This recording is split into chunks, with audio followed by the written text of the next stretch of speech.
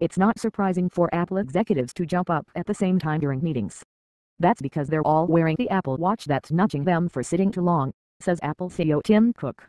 Cook, speaking Tuesday during the Goldman Sachs technology conference, said one feature of the Apple Watch, which hits the market in April, is a reminder to move around if you haven't done so in the past hour. The watch will tap you on the wrist 10 minutes before the top of the hour, he said, and because so many people at Apple are wearing the watch, there ends up being a lot of people standing during meetings. It took a while to get used to, but it's actually really good, Cook said. A lot of doctors believe sitting is the new cancer. The remarks Tuesday in San Francisco come as Apple became the first company to ever close with a market value above $700 billion. Apple shares closed up 1.9% at $122.02. Cook said Apple in April will provide an update on its plans for returning cash to shareholders. Apple's stock has been on a strong run in recent months, helped in part by the news last month that Apple reported the best sales quarter in its 38-year history, as demand for its newest smartphones, the 4.7-inch iPhone 6 and the 5.5-inch iPhone 6 Plus, soared beyond analysts' expectations. The company said it sold a record 74.5 million iPhones during the period, much higher than the 66.5 million estimated by analysts. At the same time, Cook revealed the Apple Watch would start shipping in April. The company, which announced the device in September, earlier only said the Apple Watch would hit stores in early 2015. The lowest-end Apple Watch will cost $349. The Apple Watch is the first major new product category for the company since the magical iPad in 2010. It's also the first new push by the company under Cook's leadership.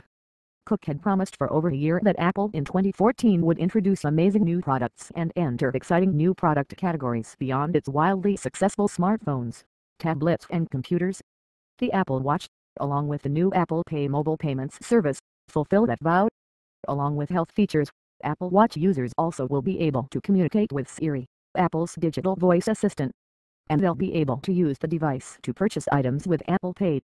App developers are working on hundreds of other uses for the wearable, which Cook on Tuesday said will make you think, wow, I can't live without this anymore. He also criticized the current smartwatches on the market for failing to do what consumers really want. There are several things called smartwatches that are shipping, but I'm not sure you could name any, Cook said. But he believes Apple Watch will do what the iPhone and iPad did earlier, change the way people live their lives. One of the biggest surprises people will have when using it is the breadth of what it will do, Cook said. Apple Pay's fast expansion. Cook noted that Apple Pay, the company's mobile payments service, has grown much faster than he expected. More than 2,000 banks and credit unions, about 90% of the United States market, accept Apple Pay, he said. Cook noted that Apple Pay is only possible because Apple controls the hardware, software and the service. Cook reiterated Apple's commitment to maintaining user privacy. Neither merchants nor Apple store your credit card number, and Apple doesn't track what you purchase. It makes money from selling hardware and from services like iTunes, not from selling user data. We believe that customers have a right to privacy, Cook said. The vast majority of customers don't want everyone knowing everything about them. You are not our product.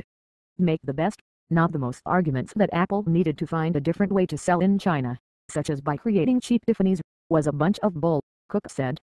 Instead, the company found that people everywhere want high-end, great products.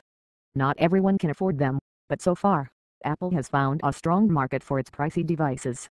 We've always believed our role in life is to make the best, not the most, Cook said. And sometimes those do intersect where you can make the best and the most. Last quarter they probably intersected or came really close.